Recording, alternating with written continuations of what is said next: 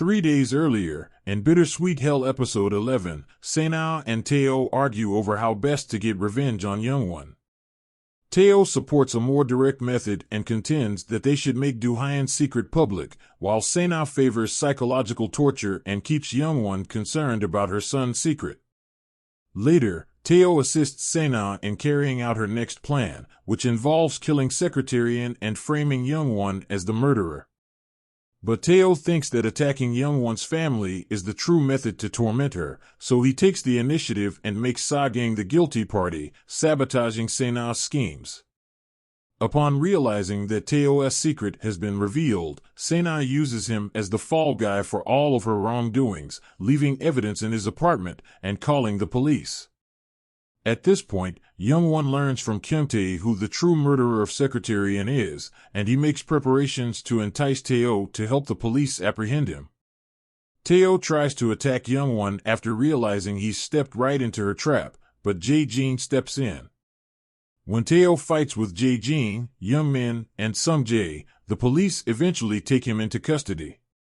When Youngwon meets Teo in the investigation room, it is revealed that Teo's mother attempted to kill him after Youngwon advised her to break off communication with her father. As a result, Teo's family perished on the fateful day, leaving him the only survivor. For this reason, he accuses Youngwon of destroying his family.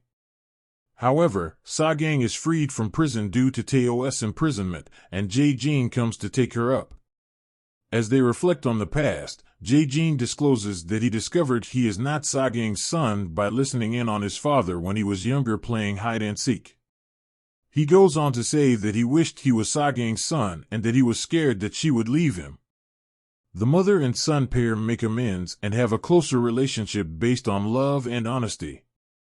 Later, while the family celebrates Sagang's release, Jae-jin's aunt makes dinner for everyone. Youngwon and Sagang talk about the likelihood that Sena is the real murderer. When Jae-jin visits Dr. Oh at the clinic the following day, he gives her the opportunity to become the clinic's manager.